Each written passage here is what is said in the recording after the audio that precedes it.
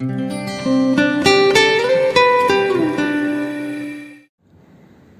वालेकुम दोस्तों, ईद के मुबारक दिनों में आजकल फ़लस्तीन और इज़राइल के बीच में जो हालात चल रहे हैं, मैंने सोचा कि उस पर मैं एक वीडियो बनाऊं। ख़ास करके ये वीडियो बनाने का रीज़न ये था कि मैंने ट्विटर पे जो अपने ओपिनियंस रखे हैं कि आई स्टैंड विद इज़राइल, उस पर मुझे बहुत सारा बैकलैश मिला है। बहुत सारे लोग ये पूछ रहे हैं कि किस तरह की मुसलमान है जो फ़लस्तीनियों के साथ नहीं खड़ी है और कहती है कि आई स्टैंड विद इज़राइल। दोस्तों, इसके बहुत रीज़न्स हैं। पहला रीज़न तो ये है कि अगर आप हिस्ट्री में जाएं तो जेरूसलम जो है वो कभी भी मतलब फ़लस्तीन का हिस्सा नहीं बोला जाए। फ़लस्तीन तो नाम ही जो है वो मॉडर्न है। जूस हमेशा वहाँ की मेजॉरिटी रही है, वो जूइश लैंड ही हुआ करता था। जेरूसलम जो है वहाँ पे ईसा अलैहिस्सलाम की पैदाइश हुई थी।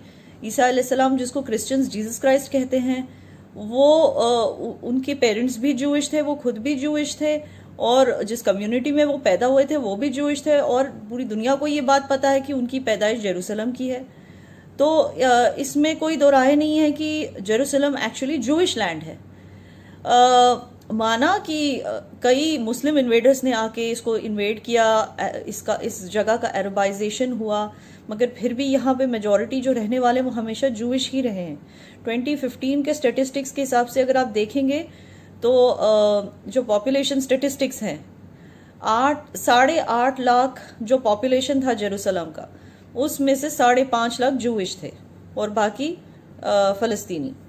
और दोस्तों, अगर इस्लाम की बात करें तो कई सारे मुस्लिम स्कॉलर्स ने भी कहा है कि जो टेम्पल माउंट है जिन जूस का, उसका जिक्र कुरान पाक में भी किया गया है, उसका जिक्र कई सारे मुस्लिम स्कॉलर्स ने अपनी पब्लिकेशंस में भी किया है।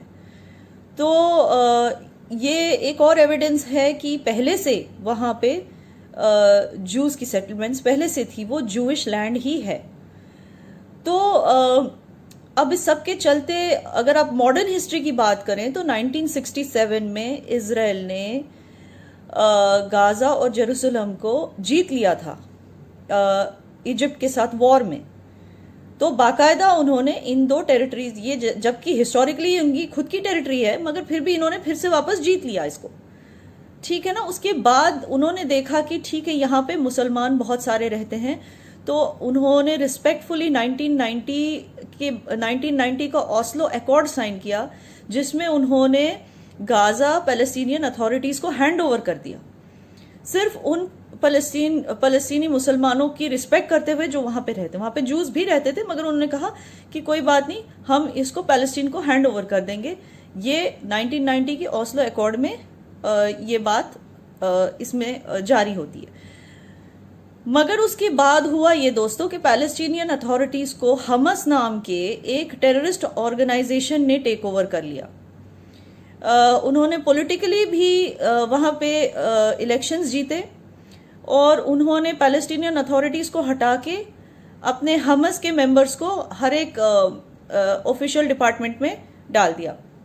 मैं आपको क्लियरली बता दूं दोस्तों, हमस जो टेररिस्ट ऑर्गेनाइजेशन, उसे क्यों कहा जाता है, क्योंकि उनकी बुनियाद ही है जूस की नफरत।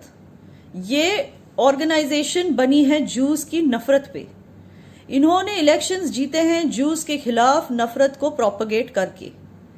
और इज़राइल ऐसा क्यों चाहेगा कि उसके हिस्से का जो गाज़ा है वो उससे नफरत करने वाली एक ऑर्गेनाइजेशन चलाए, उससे नफरत करने वाले लोग वहाँ रहे? इज़राइल ऐसे क्यों चाहेगा?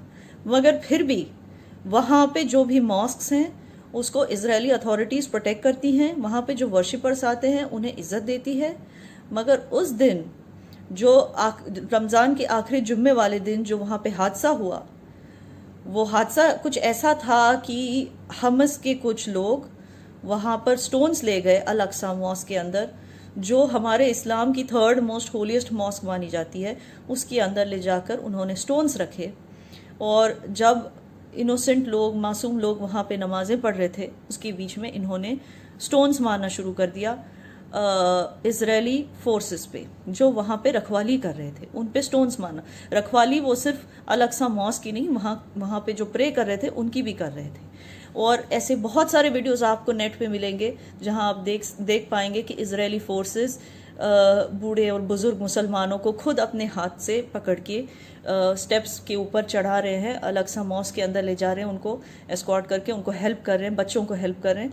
आप बहुत सारी ऐसी वीडियोस देख पाएंगे।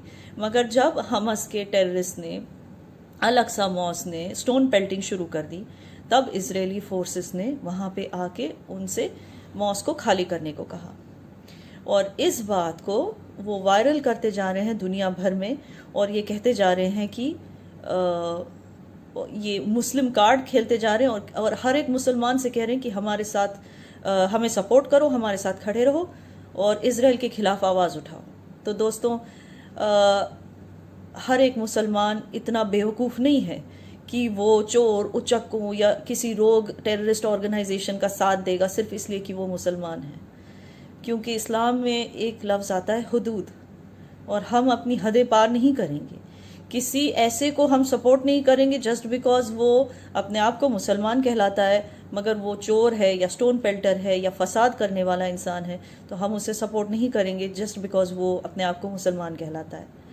और दूसरी बात, जिस तरह का हेट्रेड फ़लस्तीनियों के दिल में है जूस को लेके, उस तरह का हेट्रेड कहीं भी हमारे इस्लामी हमारे मज़हब में या हमारे कुरान में कहीं भी इस तरह का हेट्रेड का जिक्र नहीं किया गया है कि किसी भी जू को इस तरह से हेट करना चाहिए या उनके खिलाफ इंटॉलरेंस दिखानी चाहिए या उनके खिलाफ प्रोपेगेंडा करना चाहिए या किसी भी तरह से मैनिपुलेट करके उनको ज़मीन से बाहर करना चाहिए।